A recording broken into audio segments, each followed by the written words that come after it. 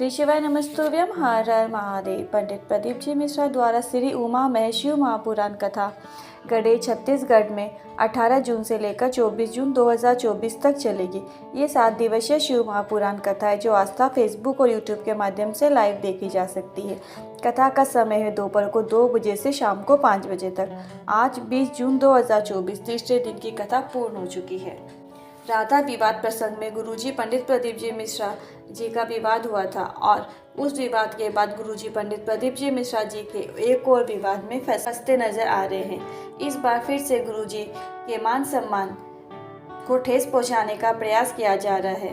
विवाद गुरुजी के एक व्यक्तित्व से है जो है तुलसीदास जी से जुड़ा हुआ है। गुरुजी ने क्या कहा और उसे किस प्रकार कहा प्रस्तुत किया गया है, किया जा रहा है, मीडिया वाले क्या प्रस्तुत कर रहे हैं, सोशल मीडिया में क्या दिखाया जा रहा है, इसकी सभी की जानकारी आपको इस वीडियो के माध्यम से दी जाएगी।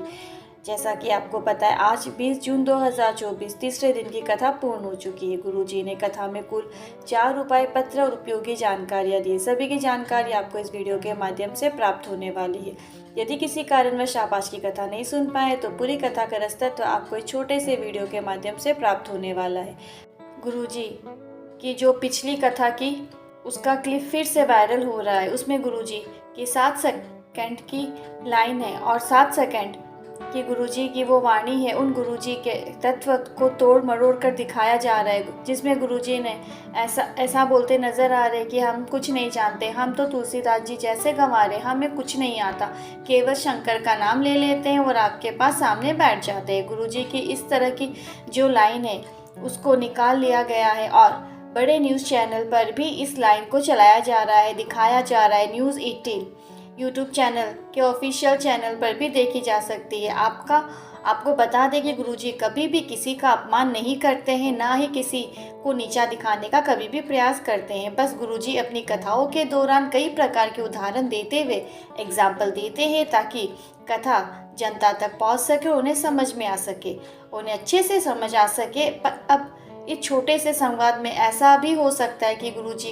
कोई कहानी सुना रहे हो, कोई कथा सुना रहे हो जिसमें लोग तुलसीदास जी को बुरा भला कहते हैं। तो वो लाइन गुरुजी ने बोलकर बताई है कि पहले तुलसीदास जी को भी लोग ऐसा कहते थे। इस तरीके से गुरुजी प्रस्तुत करना चाह रहे। गुरुजी कहते हैं कितनी बार की बाद में हमें समझ में आता है, पर हम ऐसे ही लोग को कहते हैं कि उसे तो कुछ नहीं आता है, पर जब वो चला जाता है तो हमें उसका महत्व समझ में आता है, उसके कही गई वाणी भी हमें समझ में आते हैं। अगर हम गुरुजी के किसी संवाद की छोटी सी कुछ सेकंड की क्लिप देख ले तो कई प्रकार के मतलब निकल सकते हैं। आप कोई भी मतलब निकाल सकते हो, पर जब संवाद बड़ा हो जाता है, 10 से 15 मिनट चलता है, आधे घंटे तक चलता है, या कोई कथा रहती है जब तक हम वो पूरा ना देख ले और छोटी सी बीच की लाइन को लेकर आप पर विश्वास ना किया जाए कि वो संवाद एक्चुअल में क्या था, तो ये हमारी एक मिस्टेक हो सकती है। संवाद में गुरुजी के बोलने का भाव क्या है, पूरा संवाद देखने वाले को ही समझ में आता है, पर अगर ऐसे कुछ सेकंड की क्लिप को निकाल कर लोगों के सामने प्रस्तुत किया जाए तो लोगों में गलत संदेह आता है। आने वाले वीडियो में हम आप तक इस कथा की पूरी जानकारी देंगे और गुरुजी क्या कहना चाह रहे थे, क्या बोल रहे थे, उसकी भी जानकारी आप तक ज़रूर पहुंचाएंगे। हम भी तुलसीदास जी का जो संवाद चल रहा है उसकी जो पूरी कथा है जो गुरुजी ने सुनाई है, एक्चुअल में वह कथा क्या है वह हम आप लोगों तक पहुंचाने का पूरा प्रयास करेंगे।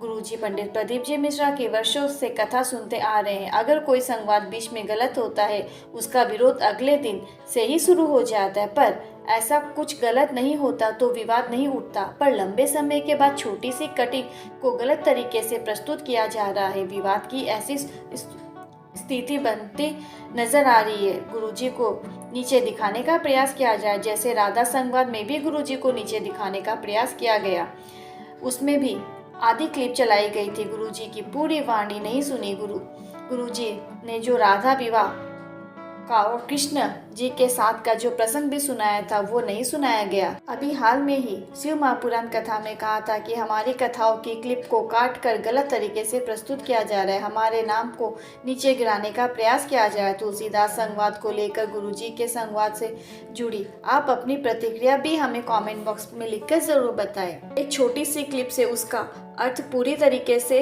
नहीं निकाला जा सकता है। बात से सहमत हो तो कमेंट करके ज़रूर बताइएगा। क्या हमें आधी अधूरी क्लिप पे भरोसा करना चाहिए? गुरुजी भी हमेशा कहते हैं कि वो पूरी जब कथा सुनो तब आपको समझ में आएगा उपाय कब करना है, कैसे करना है, तभी आप वो उपाय करें। गुरुजी हमेशा ये भी कहते हैं कि छोटी सी क्लिप को देखकर आप उपाय करोगे तो हो सकता है आगे की पीछे की क्लिप कटिंग की गई होगी, तो इस पे भी गुरुजी हमेशा कहते हैं। तो हमें उसी से जान लेना चाहिए कि गुरुजी ने हमेशा कहा है कि पूरा ही सुनना चाहिए। कथा शुरू करते ही गुरुजी ने कहा, कोई भी देवता छोटा नहीं होता, देवी छोटी नहीं होती, देवी देवता का कार्य अलग अलग होता है, इसीलिए हमें कभी भी किसी भगवान से भेदभाव नहीं करना चाहिए। ब्रह्मा विष्णु महेश ये तीनों देव एक ही है। बढ़ते कथा की दूसरी विशेष जानकारी की ओर। श्री शिवाय नमस्तुभ्यं मंत्र का महत्व क्या होता है गुरुजी ने बताया। तो आप अपने घर के मुख्य द्वार में श्री शिवाय नमस्तुभ्यं लिखकर तो देखना, किसी बेल वृक्ष के नीचे श्री शिवाय नमस्तुभ्यं मंत्र का जाप करके देखना। कोई श्री शिवाय नमस्तुभ्यं मंत्र का जाप करने वाला का मुख का दर्शन करके तो देखिए, या किसी मंदिर में अपने पैसों से श्री शिवाय नमस्तुभ्यं का बैनर लगा कर तो देखिए। हम आपको ये नहीं कहेंगे कि हमारी बातें मानो। गुरुजी ने कहा, आप तो शिव महापुराण कथा पढ़ो। गीता गोरखपुर प्रेस की शिव महापुराण कथा में विदेश्वर सरिता में लिखा है कि श्री शिवाय नमस्तुभ्यं मंत्र का जाप करने वाले के मुख्य का दर्शन करने मात्र से 1000 अस्मकीय का फल प्राप्त हो जाता है। बढ़ते कथा की तीसरी विशेष जानकारी की ओर।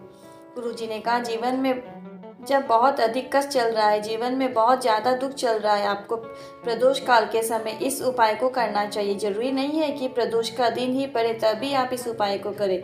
आप किसी भी प्रदोष काल में, मतलब आज या कल या परसों, जब भी चाहे तब प्रदोष काल के समय होना चाहिए। आपको एक बेलपत्र को लेकर भोलेनाथ के मंदिर में जाकर बैठ जाना है और नंदी के कानों में अपनी बात कहकर बेलपत्र को भोलेनाथ के शिवलिंग के ऊपर अर्पित कर देना है। आप अपने जीवन में चल रहे सारे कष्ट से, परेशानियों को दुख से दूर हो जाओगे। भोलेनाथ के शिवलिंग पर जब आप एक बेलपत्र अर्पित करते हैं तो बेलपत्र को तो डंडी का मुख अशोक सुंदरी की तरफ होना चाहिए, यानी कि जलाधारी की तरफ होना चाहिए, और बाबा से निवेदन करें कि आज प्रदोष का दिन नहीं है पर प्रदोष काल है, मतलब शाम के समय आपको बाबा से निवेदन करना है। आपके ही भरोसे हूँ बाबा, बस इतना ही कह देना। अगले दिन के प्रदोष काल के पहले आपकी समस्या का निवारण होते आपको दिखाई देने लगेगा। बढ़ते कथा की चौथी विशेष जानकारी की ओर।